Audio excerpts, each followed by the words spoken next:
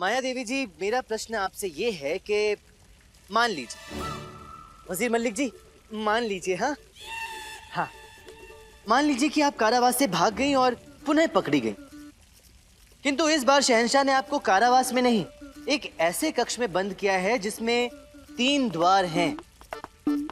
उनमें से एक द्वार आपके प्राण बचा सकता है, आप मुक्त हो सकती हैं, किंतु तभी जब आप सही द्वार चुने। गलत द्वार से आपकी जान जा सकती है। मणि जी, सत्य और मृत्यु को स्वीकार करने में अधिक विचार नहीं करना चाहिए। माया जी कोई भी द्वार खोलेंगी, इनका स्वागत तो यमराज ही करने वाले हैं। परंतु पंडित रामकृष्ण जी, ये तो बताइए उन 3 द्वारों के पीछे है क्या? जी, पहले द्वार के पीछे है एक खूंखार हत्यारा, जो द्वार खुलते ही आपकी हत्या कर देगा। दूसरे द्वार के पीछे है एक शेर, जिसने 5 महीनों से भोजन नहीं किया है, भूखा है। और तीसरे द्वार के पीछे है अग्नि, ज्वाला जो इतनी तेज और प्रचंड है जिसकी एक लौ ही आपको भस्म कर सकती है।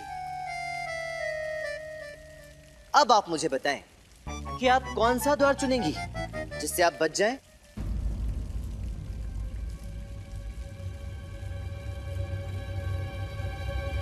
आप भी चाहे तो किसी की भी सहायता ले सकती हैं। हाँ, गुरुवर की सहायता तो निश्चित होकर ले सकती हैं। शहंशाह, हम हमारा उत्तर देना चाहते हैं और हमारा उत्तर है हम दूसरा द्वार चुनेंगे। देखिए माया जी, अब उत्तर देने से पूर्व आपने हमारी सलाह तो नहीं ली, परंतु न्यायकर्ता होने के नाते हम आपको सलाह देते हैं कि आप जो भी उत्तर दें सोच समझ कर दें। जिस द्वार को खोलने की बात आप कर रही हैं, आप एक भूखे शेर को आमंत्रित कर रही हैं। गुरुवर, पंडित रामकृष्ण जी ने ये कहा कि शेर 5 महीने से भूखा है। इसका अर्थ ये हुआ 5 महीने भूखा रहने के कारण निश्चित रूप से वो शेर मर चुका होगा। ये हमने सोचा ही नहीं। क्योंकि कोई भी मनुष्य या प्राणी 5 महीने तक भूखा नहीं रह सकता। इसीलिए हम दूसरा द्वार चुनेंगे, क्योंकि दूसरे द्वार के पीछे ही हमारा जीवन दान है। आप सही हैं।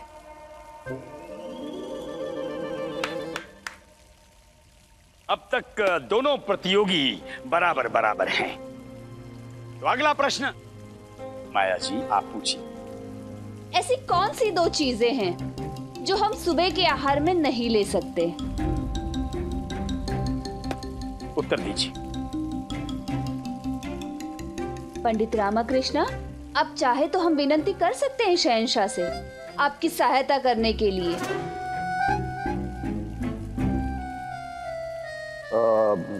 वजीर, क्या जवाब है इसका? जवाब दो जवाब। जहाँपना, हम ज्यादा गौर नहीं करते हैं कि सुबह क्या खाया और शाम को क्या खाया। बेगम जो दे देती है हमें खाना ही पड़ता। जहाँपना, ला हौल वला कुव्वत, नूरू के गुलाम हो तुम यार। जहाँपना, उत्तर है दोपहर और रात का खाना, जिसे हम नाश्ते में नहीं ले सकते। सही है। आप जितना मुझे सुखाने का प्रयास करते हो उतना ही अधिक मैं गीला होता हूँ।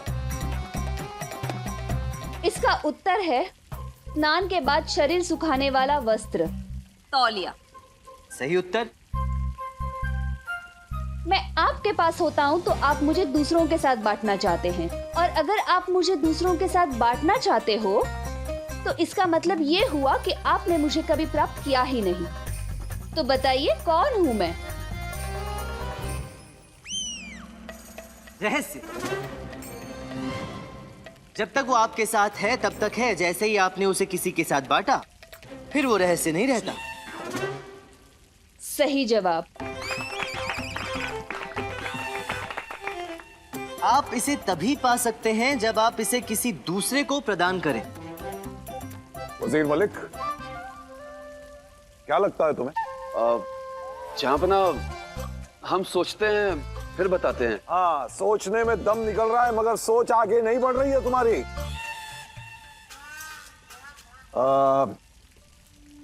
पंडित, इस सवाल का जवाब है दुआ। क्योंकि जब किसी को दुआ सही जवाब क्या है पंडित रामकृष्ण? सम्मान। जी, सही जवाब। सम्मान? पंडित रामकृष्ण, सोचिए, गौर से सोचिएगा। आप एक डूबती नैया में हैं और चारों ओर जानलेवा मगरमच्छ हैं। बताइए आप कैसे बचेंगे? सोचना बंद करके। ये क्या बकवास जवाब है? वजीर मलिक, यहाँ पर न्याय करता हम हैं कि आप हैं? आप हैं। तो आप निर्णय नहीं ले सकते। लेकिन ये तो देखिए शहंशाह बाबर जी, यदि आपके ये वजीर महोदय हर बात में बीच में बोलते रहेंगे तो मर्यादा का उल्लंघन करेंगे तो प्रतियोगिता आगे कैसे बढ़ेगी? बस बंद करो ये सब, बंद करो ये तमाशा। वजीर मलिक और तथाचार्य, आप दोनों अपना मुंह नहीं खोलेंगे। हम क्यों? और पंडित रामकृष्ण को जवाब देने दीजिए। जी, जहां पर ना माया देवी जी ने कहा कि सोचिए कि मैं एक नैया में हूं और मेरे चारों तरफ खतरनाक जानलेवा मगरमच्छ हैं, इसका अर्थ यह है कि परिस्थिति काल्पनिक है, वास्तविक नहीं। सोचना बंद कर दीजिए। कल्पना नहीं तो जोखिम भी नहीं। आखिर अपनी ही सोच से बच गए ना। सही उत्तर। बहुत अच्छे पंडित रामकृष्ण, बहुत अच्छे। माया देवी जी, आपके पास एक टोकरी में 20 सेब है। आपके पास 20 बच्चे आते हैं और सभी एक एक सेब मांगते हैं। आप भी उन्हें सेब देना चाहती हैं, किंतु साथ ही आप ये भी चाहती हैं कि एक सेब टोकरी में अवश्य रह जाए। ये आप कैसे करेंगी? इसमें कौन सी बड़ी बात है? 18 बच्चों को एक एक सेब दे दीजिए, बाकी के 2 बच्चों को आधा आधा सेब दे दीजिए और जो एक सेब बचा उसे टोकरी में रहने दीजिए। बस हो गई बात।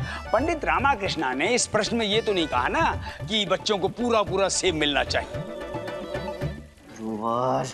पहले उन 19 बच्चों को एक एक सेब दे दीजिए और फिर अंतिम बच्चे को टोकरी में रखकर एक सेब देने से यह हो सकता है। जहाँ पर ना, ऐसे तो ये मुकाबला कभी खत्म ही नहीं होगा, दोनों बराबरी ही रहेंगे। बस बस करो, अब ये मुकाबला और नहीं होगा। बस अब तुम दोनों एक दूसरे पर शायरी करो, मजाक उड़ाओ एक दूसरे का, और जो हमें हंसाएगा वही जीतेगा। पंडित रामकृष्ण, हम जानते हैं तुम क्या कहना चाहते हो। हमने दरबारियों को तुम्हारी बातों पे हंसने के लिए मना किया था ना। चलो ठीक है, अब हम ये रोक हटाते हैं। हम ऐलान करते हैं कि पंडित रामकृष्ण या माया मोहतरमा की बात पे जिसको भी हंसी आए, खुल के हंसो, खुद को रोको मत। इस बार मुकाबला बराबरी का होगा, जो ज्यादा हंसाएगा वही जीतेगा। अगर आज आप हमें हंसाने में कामयाब रहे पंडित जी, तो हम वादा करते हैं कि हम विजयनगर पर हमला बिल्कुल नहीं करेंगे। और माया मोहतरमा, अगर आप जीती तो पंडित रामकृष्ण, आप क्या सोचते हैं, ये यहां क्यों आई हैं? आपके हुक्म के कारण जबरदस्ती यहां आई हैं। अन्यथा इस तरह के बुद्धिमान व्यक्ति को किसी के भी सामने अपनी बुद्धिमत्ता सिद्ध करने की क्या आवश्यकता है?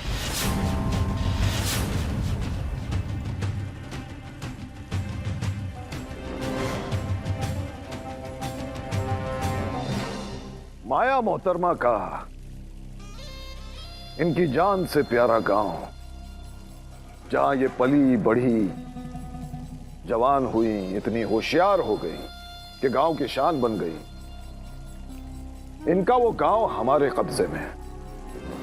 अगर माया मोहतरमा हारती है तो इनका गांव भी हार जाएगा और सारे गांव वाले हमारे गुलाम बन जाएंगे। सबको भारी लगान चुकाना पड़ेगा। तो सोच लीजिए पंडित रामकृष्ण, फैसला आपके हाथ में है। आप विजयनगर को बचाना चाहते हैं या इनके गरीब गांव वालों को?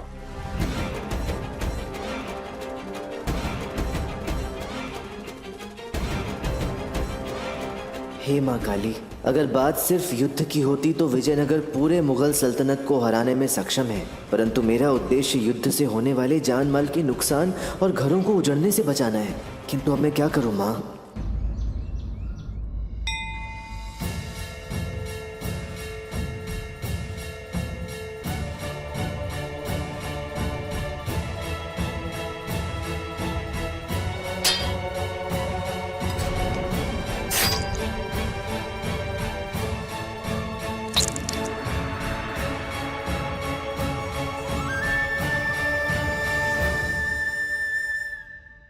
विजय हमारी होगी। जय महाकाली, जय मां काली, जय महाकाली। जय मां काली। इस बार ये युद्ध मुगल सल्तनत और विजयनगर राज्य के मध्य नहीं है, अब तो बाबर और कृष्णदेव राय के बीच है। हम अपने मित्र रामकृष्ण का बदला अवश्य लेकर रहेंगे। जय मां काली, जय मां काली, जय मां काली, जय मां काली, जय मां काली, जय मां काली। तो पंडित रामकृष्ण, क्या सोचा है आपने? प्रतियोगिता में भाग लेना है या नहीं? पंडित, तुम्हारे सामने कुआं है और पीछे खाई, क्या करोगे तुम? क्या सोच रहे हो पंडित रामकृष्ण? विजयनगर का सवाल है।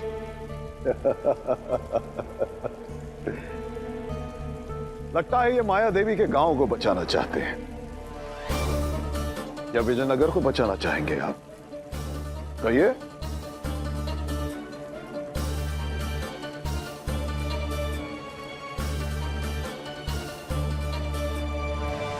जी, मैं इस प्रतियोगिता में प्रतिभागी के लिए तैयार हूं।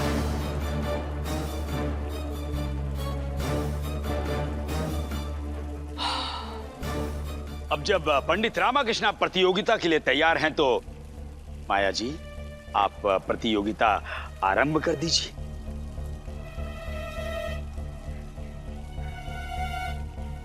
क्यों मोहतरमा, आपकी आवाज निकल नहीं रही है या आप निकाल नहीं रही हैं? या पंडित रामकृष्ण को बचाने का शौक पाल लिया है आपने? पालना भी मत, क्योंकि आज जो हालात हैं उसमें तुम्हारा ये शौक तुम्हारी औकात से बाहर है। तुम्हारे गांव वाले हमारी तलवार की नोक पे बैठे हैं, जब भी हम चाहेंगे उनका हलक चीर देंगे। तुम्हारी बहन मोहिनी और उसके गुरुओं को भी कड़ी से कड़ी सजा मिलेगी। निर्दयी बाबर। हम तैयार हैं।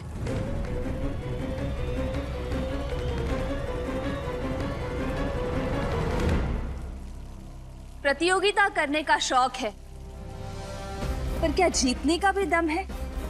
और अगर गलती से जीत हो भी गई तो कहां मुंह छुपाऊंगी? इस बात का उस जीत को भी गम है। विजयनगर से आया ये बंदा, मुख में लेकर शब्दों का फंदा। रूप तो देखो, जैसे रखा हो कंधों पर अंडा। अंडे जैसे सिर में चल रहा है गोरख धंधा।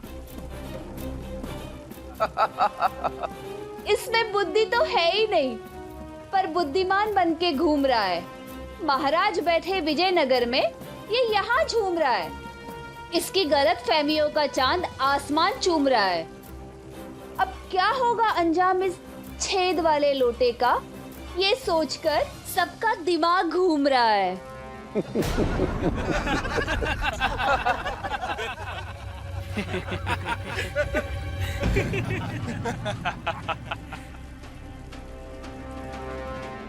अभी आपका सूरत हाल क्या है हम समझ सकते हैं। दस्तूर निभाइए, आपकी बारी है। तो पता नहीं इतनी बेइज्जती के बाद आप में हिम्मत बची भी है या नहीं।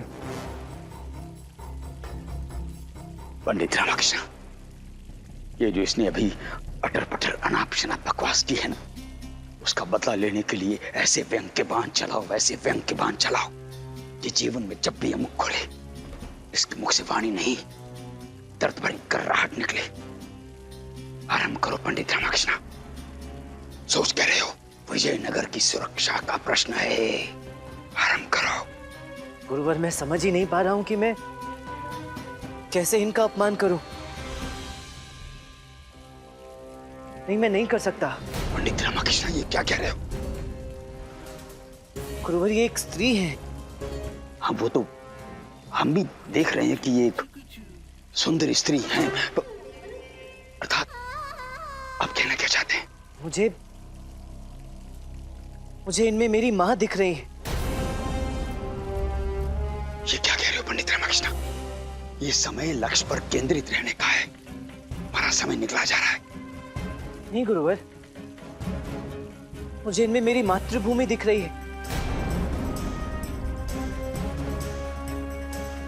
मेरी अम्मा, आपकी माँ, आप सबकी माँ, शहंशाह आपकी अम्मी मुझे इनमें दिखाई दे रही है। हमारी अम्मी? अब आप ही बताइए, एक पुत्र भला अपनी माँ पर व्यंग कैसे कर सकता है? मैं अपने पक्ष में कुछ कहना चाहता हूं।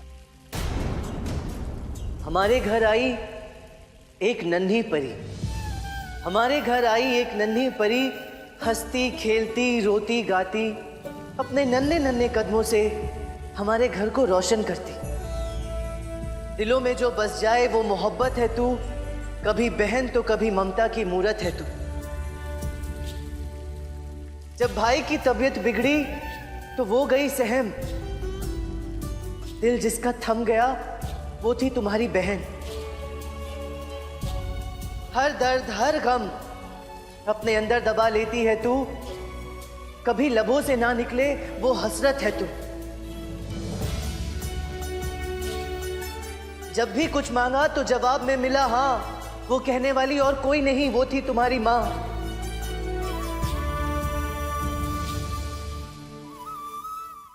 हर रूप रंग में ढल के संवर जाती है तू, सबकी मिसाल हर रिश्ते की ताकत है तू।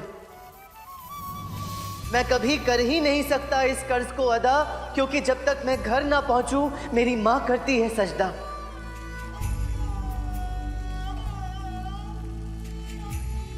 ईश्वर और अल्लाह की है मूरत, वो है बस सिर्फ औरत औरत औरत।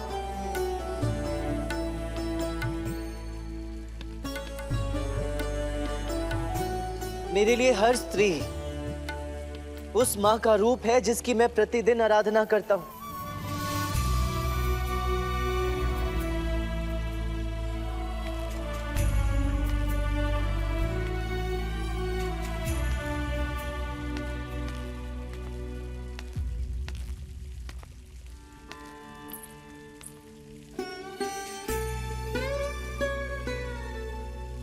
मैं स्त्री की पूजा कर सकता हूं, उसे अपमानित कभी नहीं कर सकता।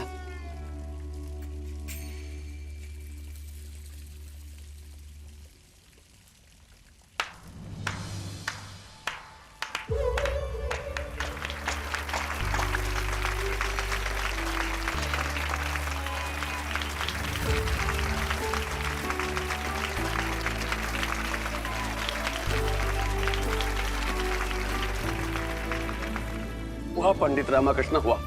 आपका जवाब नहीं है।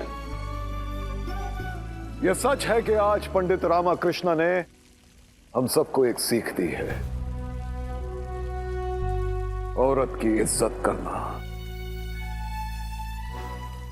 औरत की इज्जत करने वाला ही एक असली मर्द होता है, यही उसके मर्द होने की पहचान है।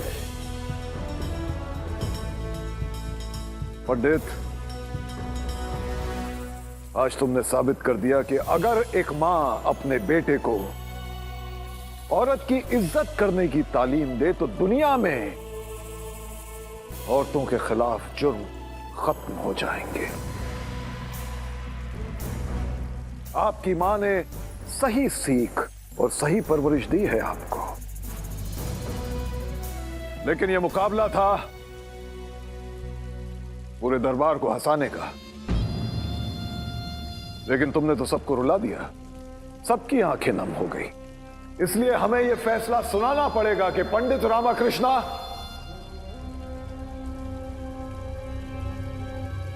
तुम नाकामयाब रहे।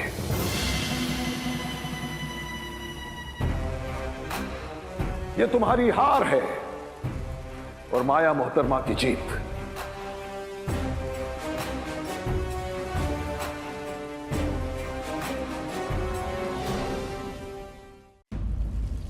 लेकिन यह मुकाबला था पूरे दरबार को हंसाने का। लेकिन तुमने तो सबको रुला दिया, सबकी आंखें नम हो गई। इसलिए हमें यह फैसला सुनाना पड़ेगा कि पंडित रामाकृष्णा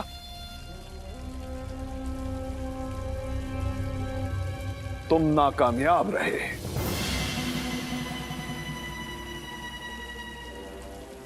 यह तुम्हारी हार है और माया मोहतरमा की जीत। माया मोहतरमा, आज के बाद हम तुम्हारे गांव को आजाद करते हैं। अब उन पर हमला कभी नहीं होगा। हम खुद उनकी हिफाजत करेंगे। उनसे कोई लगान भी नहीं वसूलेगा। तुम सभी, तुम्हारी बहन मोहिनी, उनके गुरु, तुम सब अपनी मर्जी से अपने रीति रिवाजों के साथ जिंदगी बसर कर सकते हो।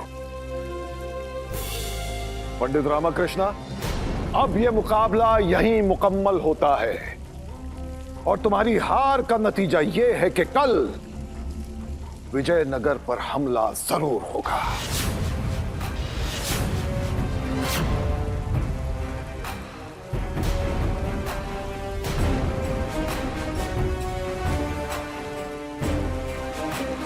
और हां, आखिर में बस हम इतना कहेंगे कि पंडित रामाकृष्णा मुकाबला तो नहीं जीत पाए, लेकिन इन्होंने सारे मुगल दरबार का दिल जीत लिया और इसके लिए हम तुम्हें मुबारकबाद देते हैं और यह ऐलान करते हैं कि तुम और तुम्हारे ये साथी विजयनगर लौटने के लिए आजाद हैं। तो पंडित रामाकृष्णा, आज रात होने से पहले तुमको यहां से निकलने का हुक्म दे रहे हैं, वरना तुम जानते हो कि अंजाम क्या हो सकता है।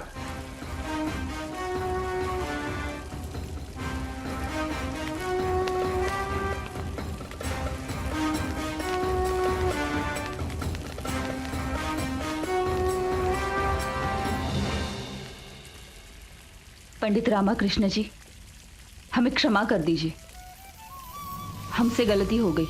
आप क्षमा क्यों मांग रही हैं माया देवी जी? आपको क्षमा मांगने की कोई आवश्यकता नहीं। आप तो अपने गांव के लिए बाबर तक से टकरा गईं। आप वास्तव में महान हैं। गर्व है हमें कि हम उस दौर में हैं जिस दौर में पंडित रामाकृष्ण का जन्म हुआ। मेरी बहन मोहिनी ने बहुत कुछ बताया था आपके बारे में, परंतु आप उससे कहीं ऊपर हैं। संपूर्ण हृदय से शुभकामना करते हैं आपकी सफलता की और आशा करते हैं पुनः भेंट होगी।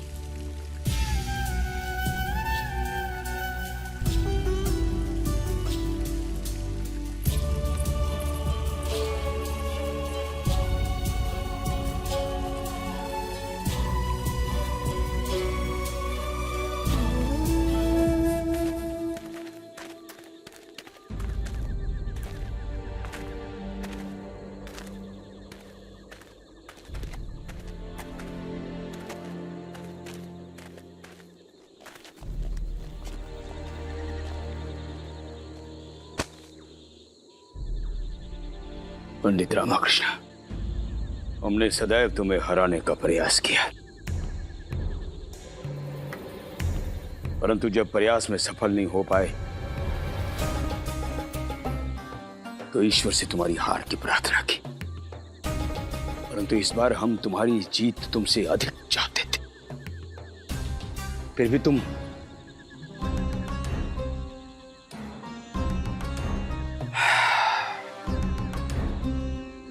मनुष्य यूं तो जीवन में बहुत बार हारता है,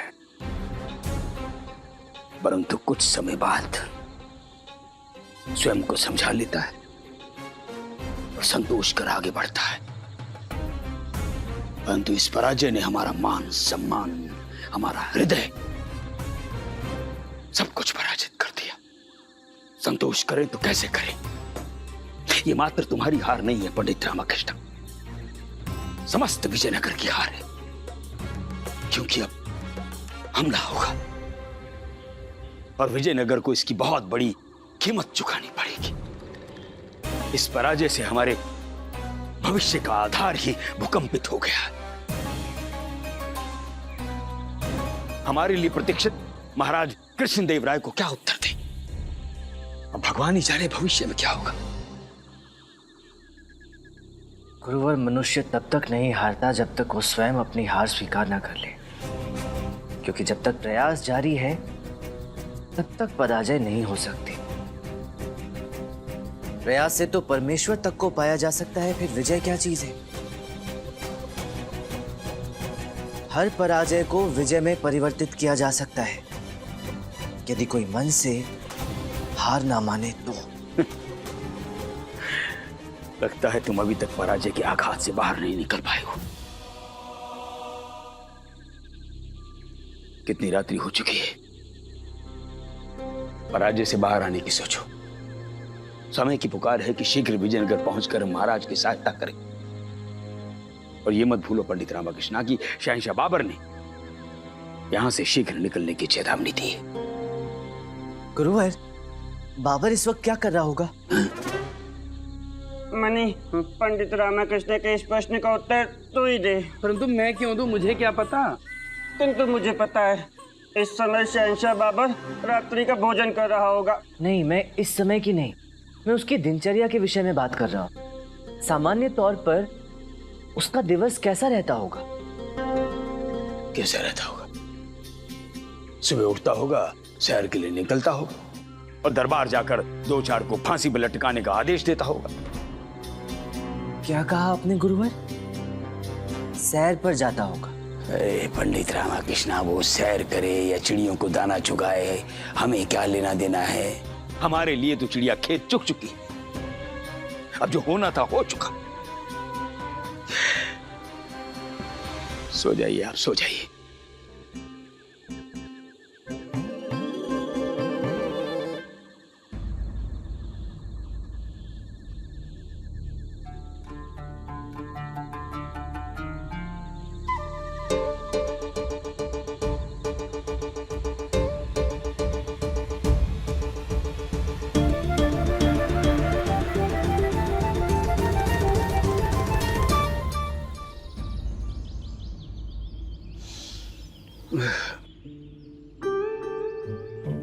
वरुणमाला, हमें जल ला कर दो, मुंह धोने हेतु।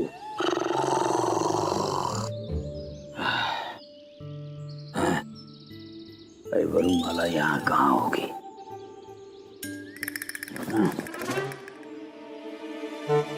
तो पंडित रामकृष्ण भी नहीं, कहाँ गया?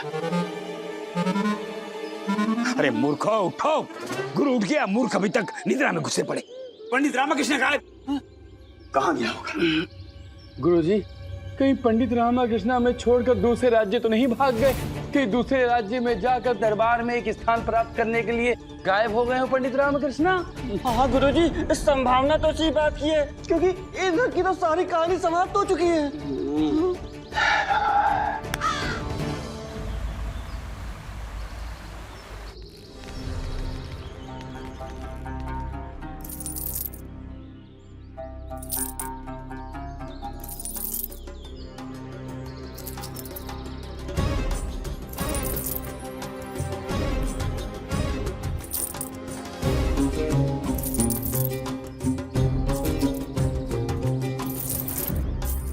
शहंशाह, आप हम मुलाजिमों पर रहम बरसा रहे हो। अल्लाह आपको वो नूर अदा फरमाए कि आपको कभी किसी के रहम की जरूरत ना पड़े। इंशाअल्लाह, इंशाअल्लाह, इंशाअल्लाह, इंशाअल्लाह, इंशाअल्लाह।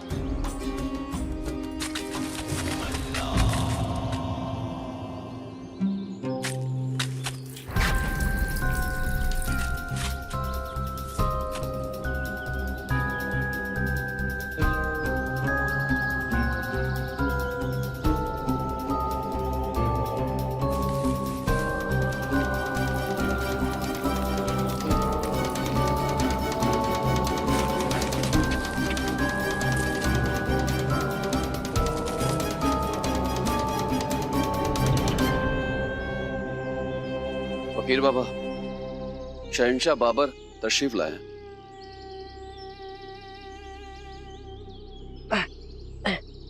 जहां पनाह की शान में फकीर का आदाब। आदाब।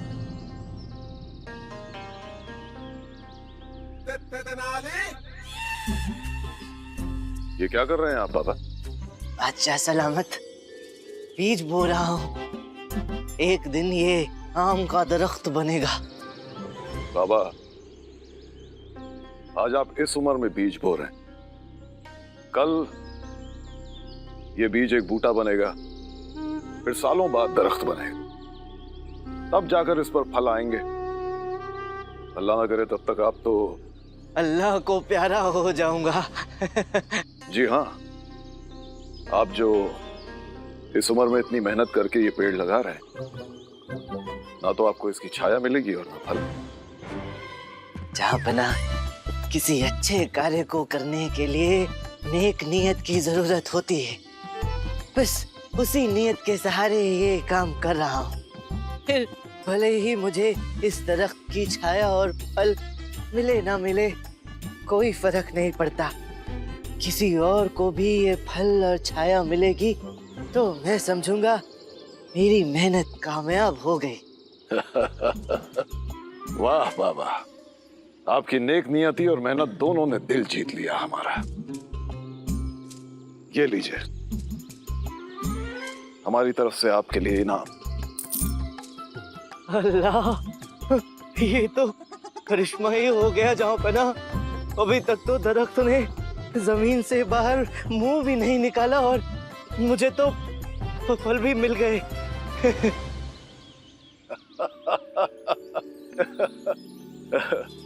बाबा, हम आपकी अक्लमंदी पर बहुत खुश हुए हैं।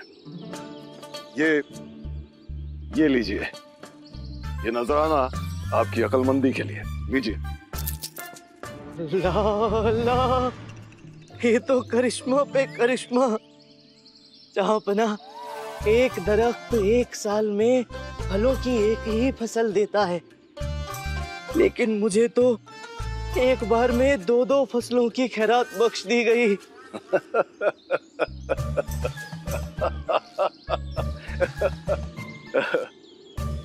तीन बार हो गया जहाँ पनाह।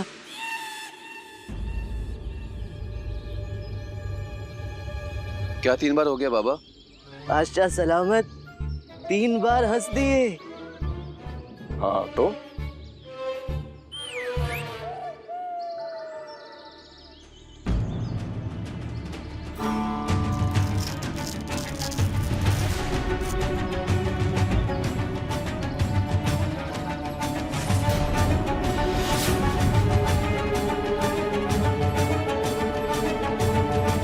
देखा शहंशाह, आखिरकार मैं जीत ही गया। मैं आपको हंसाने में सफल हो ही गया। दरबार के बाहर ही सही, लेकिन ये शर्त नहीं रखी गई थी कि दरबार के भीतर ही हंसाना है। गुस्ताखी, शहंशाह बाबर के साथ गुस्ताखी।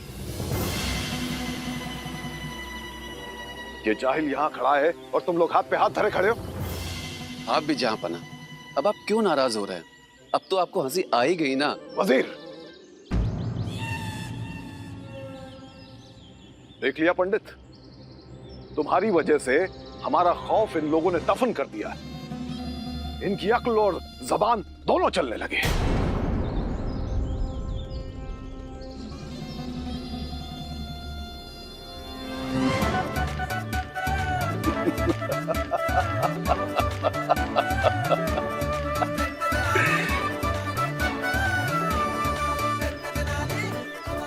वाह पंडित, नसीब को मजबूरन जीत तुम्हारी झोली में डालनी ही पड़ी। हम तुम्हारे जज्बे और तुम्हारी जिद की कदर करते हैं। वजीर, इनको इनके जज्बे के लिए तोहफों से नवाजा जाए। नहीं जहां पना, मुझे इन तोहफों की कोई आवश्यकता नहीं है। पंडित, विजयनगर पर हमला तो नहीं टल सकता, हमला तो होकर रहेगा।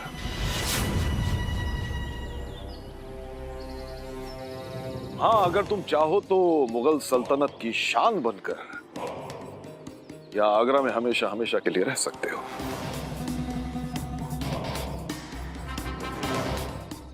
तुमने जिंदगी में इतनी दौलत देखी भी नहीं होगी जितनी हम तुम्हें बख्श देंगे। हम तुम्हारे खानदान को भी हमले के दौरान पूरी हिफाजत से निकाल कर ले आएंगे।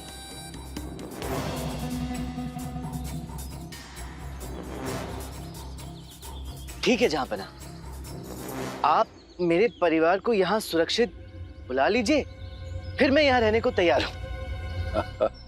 बिल्कुल सही फैसला किया तुमने पंडित, बिल्कुल सही। दूसरों को बचाने से पहले खुद को बचाना जरूरी है।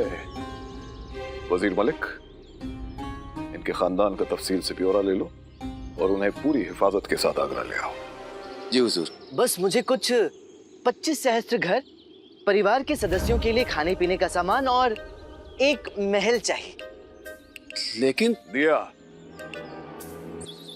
पंडित, जो कुछ तुम्हें चाहिए वो सब दिया, लेकिन बदले में तुम्हें हमारे दरबार का खास लतीफा खोर बनना होगा। अवश्य जहांपना, अवश्य। बस मेरे परिवार के 2.5 लाख लोगों को यहाँ बसा दीजिए और मेरे परिवार के मुखिया को ससम्मान नतमस्तक होकर आप स्वयं शहंशाह बाबर विजयनगर से आगरा ले आए। उसके पश्चात आप जो कहेंगे मैं करने को तैयार हूं। 2.5 लाख लोग और आपके खानदान के क्या कहा आपने? और हाँ, मुखिया कौन है? पूरा विजयनगर मेरा परिवार है शहंशाह, और मेरे परिवार के मुखिया हैं मेरे महाराज श्री कृष्ण देव राय। यदि आप उन्हें यहाँ ले आए तो मैं आपके दरबार का शान बनने के लिए तैयार हूं।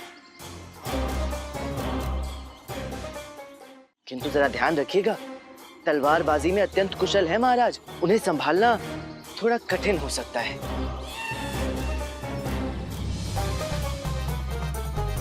इनसे जीतना मुश्किल है। तुम्हारे पास खुदा का दिया हुआ वो हुनर है जिसकी वजह से कोई भी तुमसे किसी भी मुकाबले में या बहस में जीत नहीं सकता। तुम जैसा वतन परस्त अगर किसी रियासत को मिल जाए तो उस रियासत का मुस्तकबिल संवर जाए। तुम्हारी वजह से मुझे महाराज कृष्णदेव राय से जलन हो रही है। आखिर एक सच्चे वतन परस्त के आगे हमें मानना ही होगा कि हम हारे और तुम जीते। आखिर तुमने हमें सिखा ही दिया पंडित के अक्ल बड़ी होती है ताकत से। मनवाई ली हमसे अपनी बात पंडित रामाकृष्ण। हम तुम्हें अपने सल्तनत की शान तो बना लें, लेकिन तुम्हारे दिल में महाराज कृष्णदेव राय की जगह नहीं ले पाएंगे। इसलिए दिया तुम्हें विजयनगर, दी तुम्हें तुम्हारी आजादी।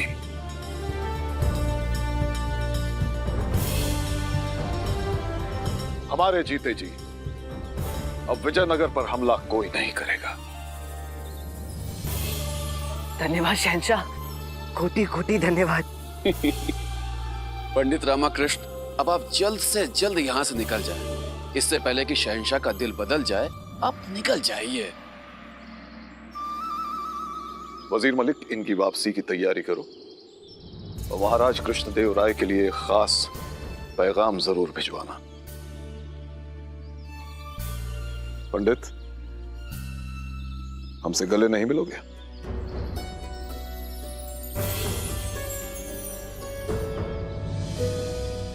एक पंडित और एक सुल्तान का गले मिलना, यही तो है हमारी गंगा जमुना की तहजीब। सोने पे सुहागा रामा की बुद्धि और उसकी रीत है। ना मानो कभी हार, यही तो उसकी जिद है।